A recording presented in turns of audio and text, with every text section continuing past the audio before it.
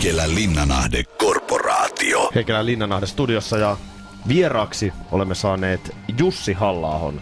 Tervetuloa Jussi. Kiitos, hyvää huomenta kaikille.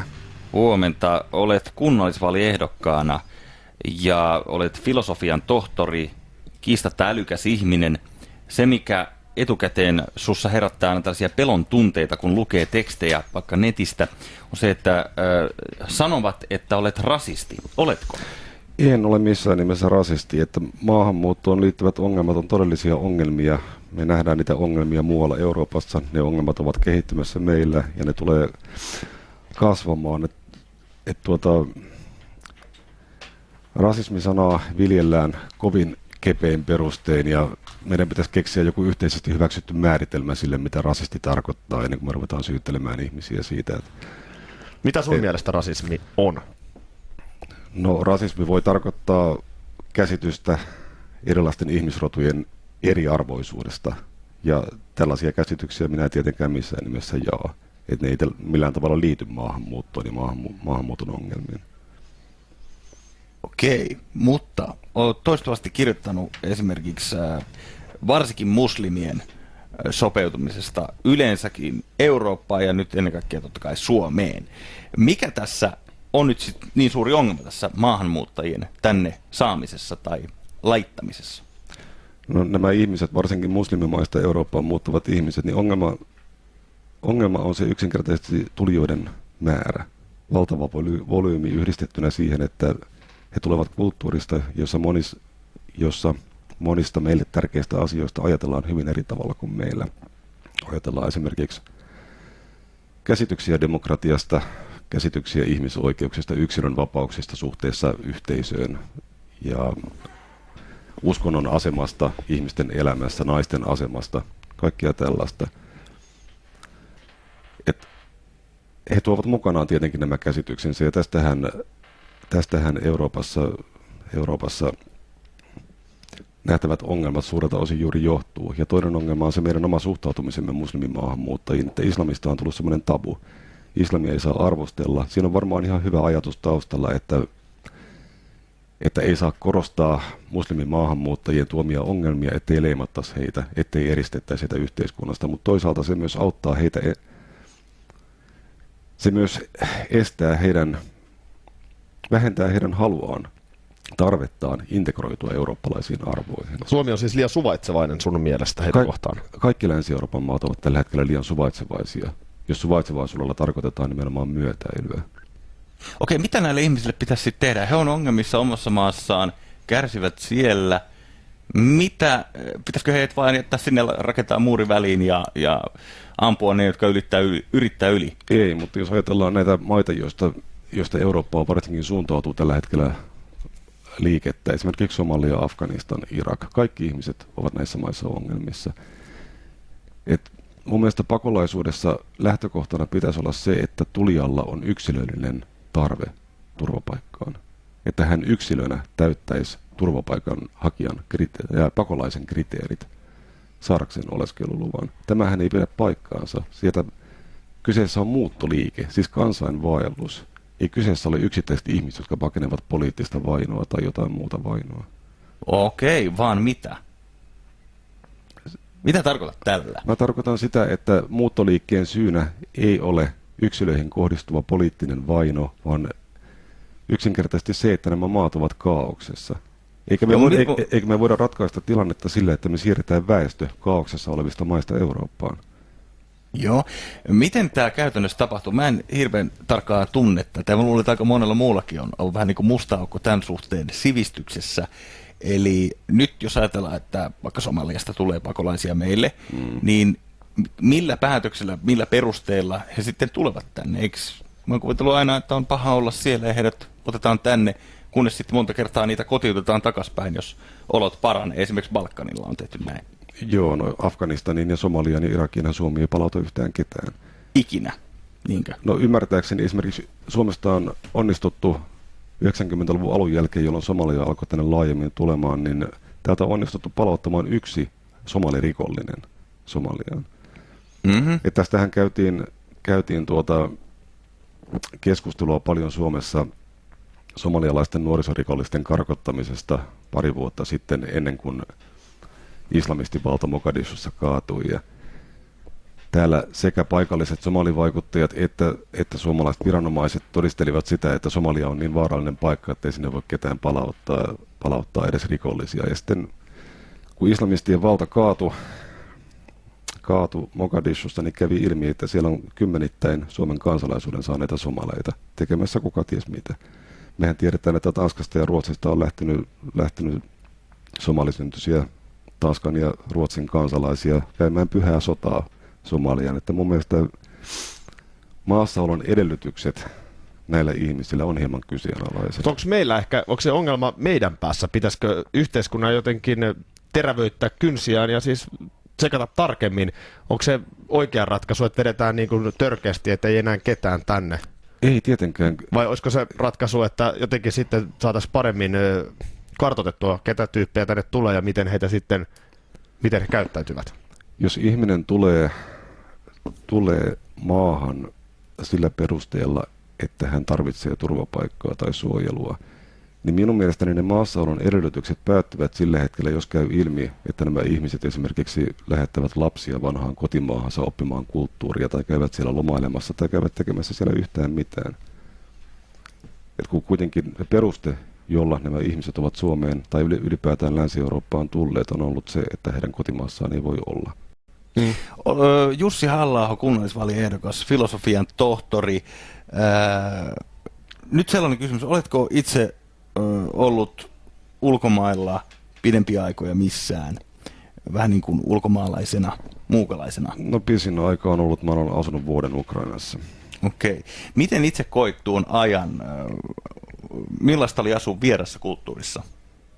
Se oli hyvin mielenkiintoista. Mä panostin paikallisen kielen opiskeluun. Yritin hieman niin kuin kärpäsenä katossa tarkkailla ihmisiä, että mitä he tekevät, ja yritin kadota katukuvaan. Okei. Nyt kun sä puhut tuossa, että jos tänne tuodaan pakolaisia meille, ja kun he tulevat tänne, niin heidän pitäisi käytännössä katkaista siteet sinne alkuperäiseen maahan, niin kävitkö kuitenkin se vuoden aikana kertaakaan Suomessa, tai tuliko edes koti-ikävä? No ei voi sanoa, että koti-ikävä tuli, että yksi pakollinen käynti oli Suomessa, mutta mä en nyt lähtisi vertailemaan tätä. En minä vaadi, että siteet pitää katkaista kotimaahan, vaan sitä, että ihmisen on hyväksyttävä ne vallitsevat talon tavat, joihin hän muuttaa. Joo. Koska täältä hän pääsee aina pois. Kyllä. No tämä on selvä. Varmaan kaikille. Niin, se on ihan päiväselvä. Varmasti ongelmiakin jokainen on valmis myöntämään, että siinä on ongelmia. Mutta Jussi Halla-aho, minkälainen olisi Suomi, jos sä nyt pääsisit diktaattoriksi ja tekemään omat pakolaispolitiikkasi ja tänne ei vaikka enää sitten otettaisiin yhtäkkiä enää ketään? Minkälainen Suomi olisi 30-40 vuoden päästä? No minun Suomeni ei olisi sellainen, jonne ei oteta yhtään ketään. Että minun mielestäni pakolaispolitiikan tarkoituksena on antaa turvapaikka ihmisille, joita vainotaan heidän uskonsa, vakaumuksensa, ihonvärinsä tai minkä tahansa vuoksi. He saavat tulla ja sitten kun ikään kuin tilanne kotona on rauhoittunut, niin sitten pitää lähteä pois. Tämän pitää olla aina lähtökohtana. Joo, he eivät saa tänne tulla opiskelemaan tai tekemään työtä tai mitään.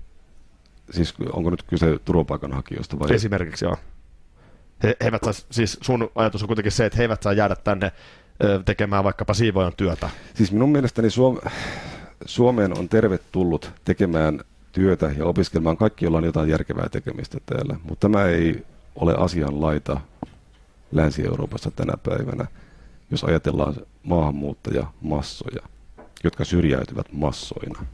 Että etnisistä jaoista on tullut sosiaalisia jakoja, niin näin on käymässä myös Suomessa.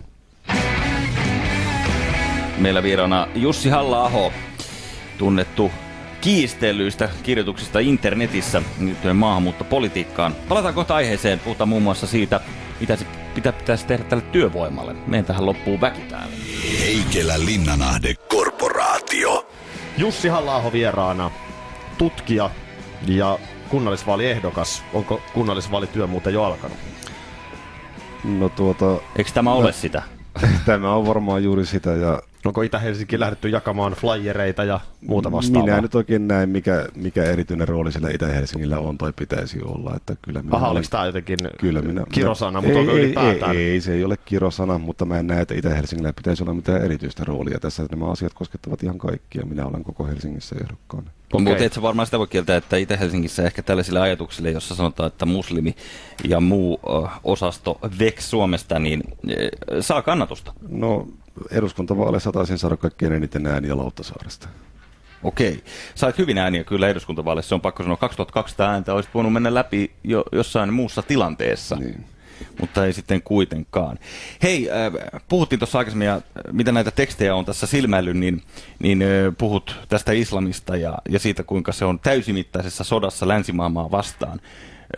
Puhutaan näistä pilakuvista tai paavijupakasta tai oikeastaan mistä vaan.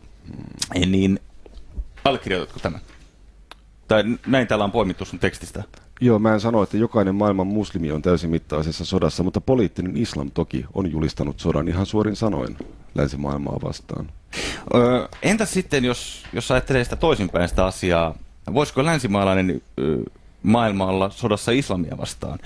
Joka kerta, kun islamilaisesta maailmasta uutisoidaan jotain, niin siellä on aina joku hullu räjäyttänyt itsensä jossain bussissa ja jengiä kuolee, näytetään sotilaita.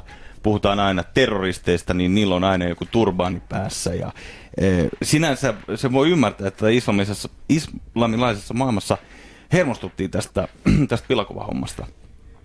Koska se kuitenkin, jos ajattelee islamilaisia, niin se uskonto on niin kuin niille niin paljon tärkeämpi asia kuin meille esimerkiksi täällä Euroopassa, niin se loukkaa aika syvältä, kun siinä vedettiin pommi turbaanista ja mitä. Joo, no tietenkin voidaan kysyä sitä, että ovatko muslimit kenties omalla toiminnalla antaneet jotain aihetta tällaisiin stereotypioihin. Vai olemmeko me manipuloineet muslimit käyttäytymään niin kuin he käyttäytyvät? Jos ajattelet vaikka tätä Lähi-Itää, niin se on hassu asia, että sillä alueella, missä näitä muslimeja on, niin on myös sitten nämä maailman suurimmat öljyvarannot ja jatkuvia sotia olleet tässä niin kuin viime vuosikymmeninä. Niin, mä en nyt oikein ymmärrä tuota ajatuksen juoksua, että Niin siis tarkoitan esimerkiksi nyt vaikka Amerikan Yhdysvallat on manipuloineet tiettyjä valtioita sotimaan keskenään, sotimaan toisensa vastaan ja sen jälkeen Amerikkoja vastaan ja asestaneet eri valtioita, nostaneet hallitsijoita valtaan. Siis Yhdysvallat ovat manipuloineet öljyä tuottavia valtioita sotimaan keskenään ja sen jälkeen Yhdysvaltoja vastaan. Minun mielestäni tuossa on ollut järjen hiventä. No siis oli. Kokeillaan toista kautta. Saanko mä sanoa vielä tämän? Siis allekirjoitatko sen, että he tekevät yhteistyötä Irakin presidentin Saddam Husseinin kanssa? Kyllä, kuten suurin osa Euroopan maista. Kyllä, eli Irak ja Iran sotivat keskenään, jonka jälkeen jossain vaiheessa kelkka kääntyi niin, että käännettiin Saddamille selkä ja sodittiin häntä vastaan. Joo. Tätä tarkoitin tällä. Mutta siis sä et millään tavalla niin näe, että länsimaiset tahot olisivat provosoineet tätä islam-konfliktia. Että ne hullut rattipäät vaan keksitään kaiken. Tämä on nyt jotenkin niin erinomaisen vaikeasti muotoiltu kysymys, että mun täytyy... Olet liukas kuin saippua. Se on pakko sanoa. Ei. Mä yritän ymmärtää, mitä multa kysytään ennen kuin mä vastaan siihen.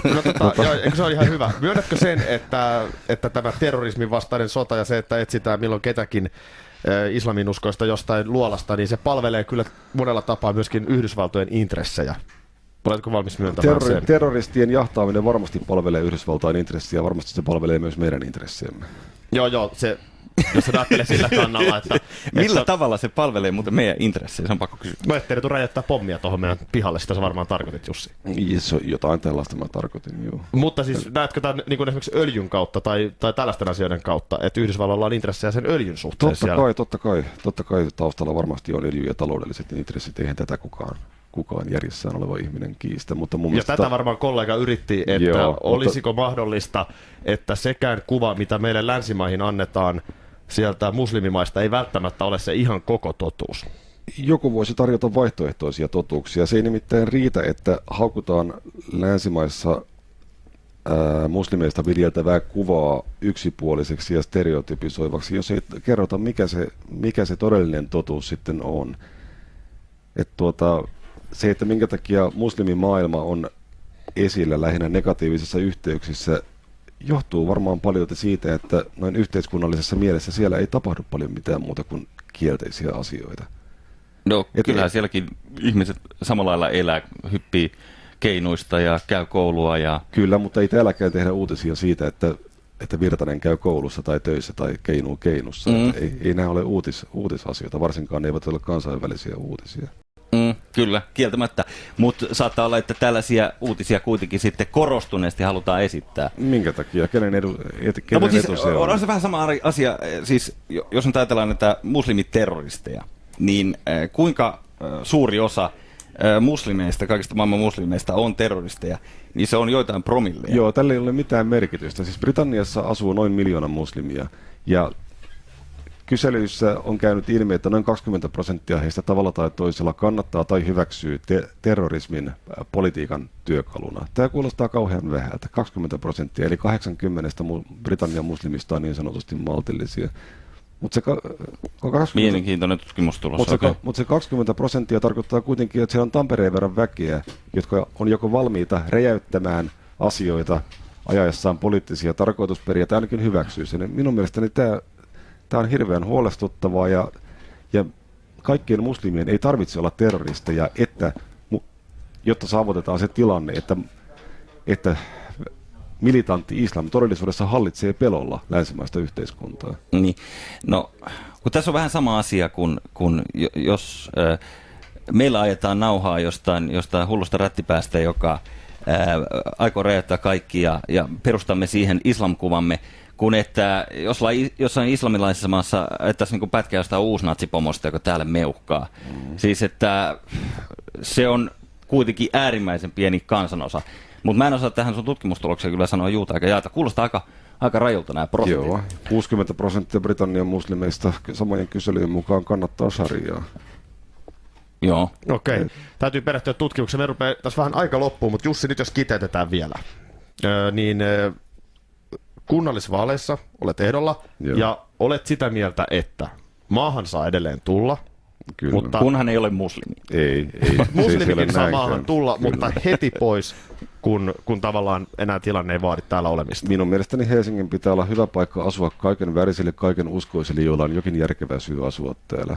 Kuten opiskelu, työnteko, näin edelleen. Mutta minun mielestäni Helsinkiä ei pidä ehdoin tahdoin monikulttuuristaa ja proletarisoida ja rakentaa tänne gettovyöhykettä, joka on rakentunut kaikkien Euroopan suurkaupunkien ympärille. Sä itse et asu getossa, sä asut Eirassa, joka on Helsingissä tämmöinen hyvä tuloisten kaupungin osa. Kyllä. Sulla on 3 lasta. Saako Halla-ahoille tulla muslimilapsi leikkimään? Tietenkin saa. Okei.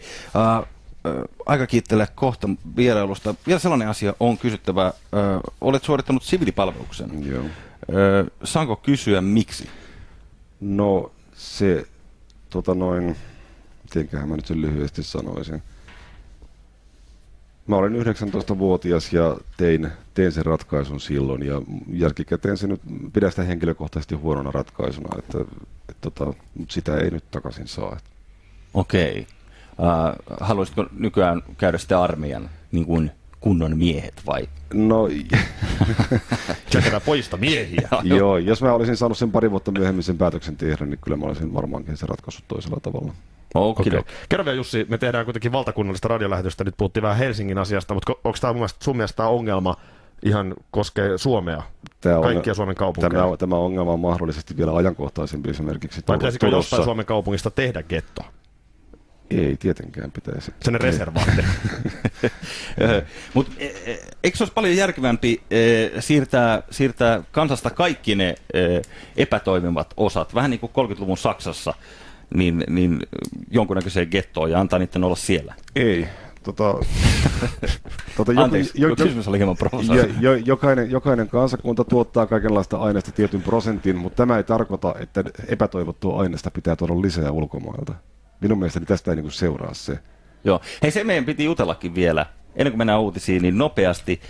Tämä työvoimapula, tästä ollaan puhuttu paljon, eli nyt kansa ikääntyy, jää eläkkeelle, mistä uudet duunarit. Ei löydy bussikuskeja, ei löydy siivoojia. Meillä on Suomessa 200 000 työtöntä. No, mutta ei kelpaa suomalaisille ne työt. Siellä on edelleen, onko se 30 000, 35 000 työpaikkaa koko ajan auki? kun ei haluta siis tehdä.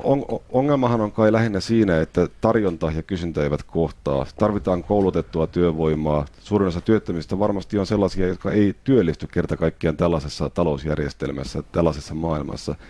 Mutta mitä sitten voidaan olettaa kielitaidottomista, monessa tapauksessa lukutaidottomista, kouluttamattomista maahanmuuttajista? Heillä on usein asenne parempi niin sanottuja paskaduuneja kohtaan. Suomalaiset ovat ylimielisiä näitä töitä kohtaan. Jopa joo, jos nyt ajatellaan taas näitä ongelmaryhmiä, somalialaisia, irakilaisia, iranilaisia, afgaania, työttömyysprosentti kaikissa tapauksissa yli 50, että minun mielestäni voitaisiin keskittyä siihen, että yritettäisiin työllistää maassa jo olevat maahanmuuttajat ennen kuin ryhdytään haalimaan lisää, ainakaan samoista No, mutta he paikoista. ovat roskaväkeä, ei heitä voi työllistää.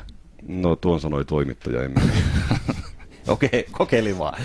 Hyvä, no mutta meidän pakko lopettaa. Taisi hienoa jatkaa tätä kyllä, mutta uutiset puskee päälle. Vaalityö on alkanut. Jussi Halla-aho, kiitoksia vierailusta. Kiitos. Kiitoksia. Radio Rock. Heikelä